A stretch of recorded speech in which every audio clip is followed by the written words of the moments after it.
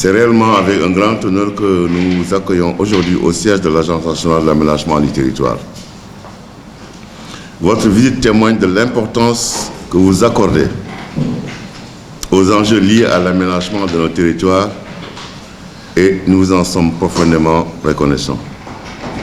L'aménagement du territoire représente un défi majeur pour le développement socio-économique et territorial de notre pays. L'agenda national de transformation pour un Sénégal souverain, juste et prospère à l'horizon 2050 donne une importance particulière à l'aménagement du territoire avec l'axe 3 dénommé Aménagement et développement durable du territoire. Cela illustre parfaitement la vision de son Excellence, M. Bassirou Diomaye Diakhar Faye, président de la République, consistant à promouvoir le développement du Sénégal à partir de ses propres ressources et potentialités pour un développement solidaire, inclusif et endogène. L'atteinte de la souveraineté économique sera accompagnée par une option contrôlée et bien structurée d'un aménagement durable des territoires pour une urbanisation qui porte le développement à partir de 8 pôles territoires. La mise en place des pôles territoires favorisera une exploitation optimale et durable des énormes potentialités du territoire national par des choix pertinents et courageux de développement économique. En approuvant par décret numéro 2022-843 du 12 avril 2022 le plan national d'aménagement et de développement territorial, le plan d'été, le Sénégal s'est inscrit dans une optique résolue de développement du pays à part de ses territoires par une bonne structuration de l'espace et une valorisation durable de ses ressources et potentialités.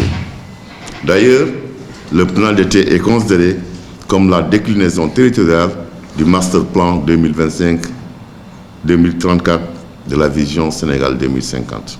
Mesdames et messieurs, honorables députés, l'Assemblée nationale joue un rôle clé dans la validation et l'adoption des lois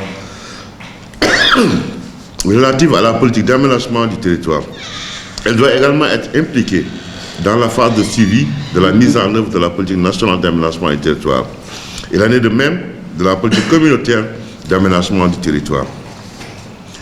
Pour permettre à l'Union de mener une bonne politique d'aménagement communautaire, le Conseil des ministres de l'Union économique et monétaire ouest-africain, UEMOA, a adopté en septembre 2020 le schéma de développement de l'espace régional SDER 2021-2040. Ce schéma préfigure l'espace de l'UEMOA à l'horizon 2040 et a pour fonction de fixer les grandes lignes pour un avenir viable et maîtrisé des pays membres de l'UEMOA.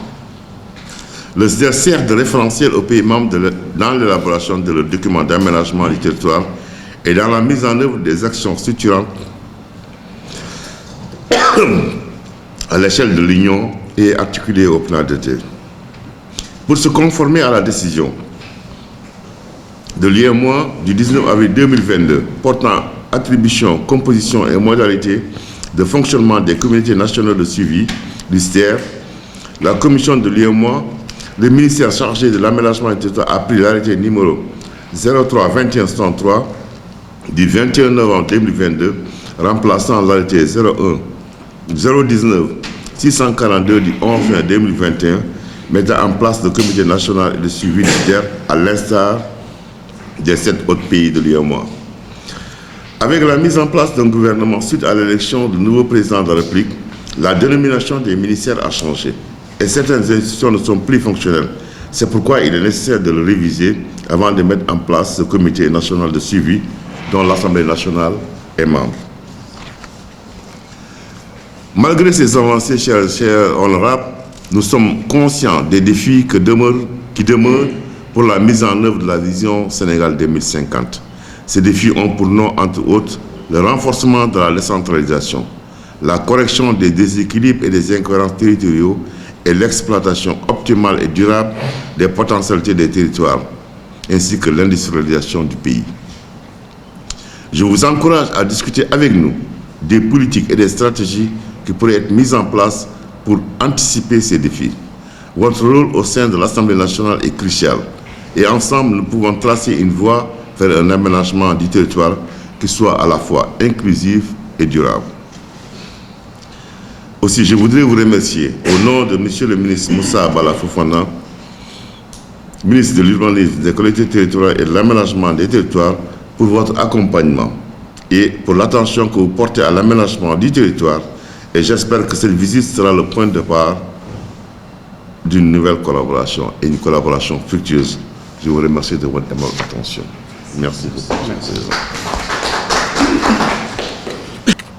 Au nom de la Commission de l'aménagement du territoire, de l'urbanisme, de l'habitat, des infrastructures et des transports de l'Assemblée nationale que j'ai l'honneur de présider, vous dire merci d'avoir voulu nous ouvrir les portes de votre agence.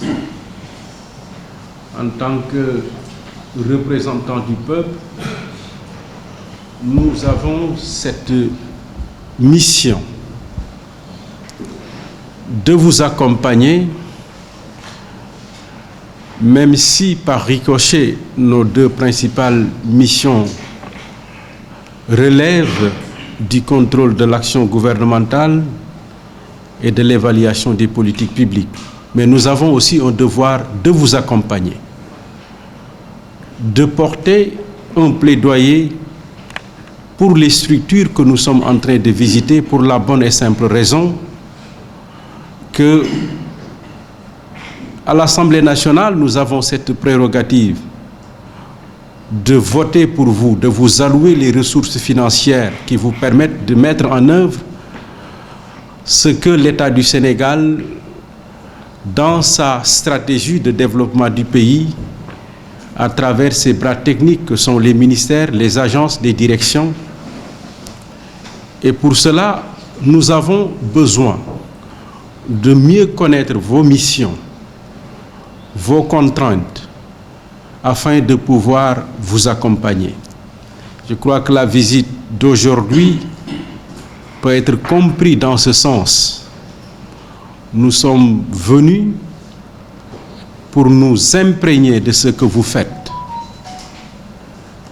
Comment vous voulez atteindre les résultats qui vous ont assignés, mais quelles sont les contraintes que vous avez pour y arriver. Et je crois que le soutien de l'Assemblée nationale peut être considérable à tout point de vue. Non pas porter un plaidoyer, bien sûr, mais aussi rendre visible ce que vous faites. Je crois que l'ANAT, comme beaucoup d'autres agences ou directions, ne sont pas très bien connues des Sénégalais, parce que, comme je le dis souvent, vous préférez faire comme la grande muette, vous travaillez et vous vous taisez. Et souvent, malheureusement, dans nos États, si vous procédez de cette manière, quel que soit, parce qu'on l'a vu avec le tour que nous venons de faire, mais c'est immense ce que vous avez comme mission. C'est-à-dire, c'est tellement transversal que finalement, même la sécurité de l'État, la sécurité du pays, repose en premier sur vos épaules. Si vous ne connaissez pas vos territoires, mais vous n'avez pas la possibilité de les développer, parce que vous faites à la fois de la projection à long terme sur la planification de l'État. Vous avez parlé tantôt des pôles territoires, qui aujourd'hui est le moteur de cet agenda 2050. Mais je me rends compte du travail que vous devez faire à l'intérieur de ces pôles territoires pour permettre à l'État de mener à bien, en tout cas, tout ce que nous avons comme programme pour que le développement puisse partir de ces pôles du bas vers le haut. Je crois que je ne vais pas être long, certainement on aura d'autres occasions, mais retenez, monsieur le directeur général, que vous avez notre soutien. Et nous sommes venus pour identifier avec vous des axes de collaboration avec l'Assemblée nationale, avec comme porte d'entrée la Commission, pour véritablement vous accompagner dans votre mission. Je crois qu'à l'issue des présentations, nous allons vous faire une proposition pour pouvoir concrétiser en tout cas cette volonté que nous avons de vous accompagner. Merci beaucoup, Monsieur le Directeur Général. Merci beaucoup.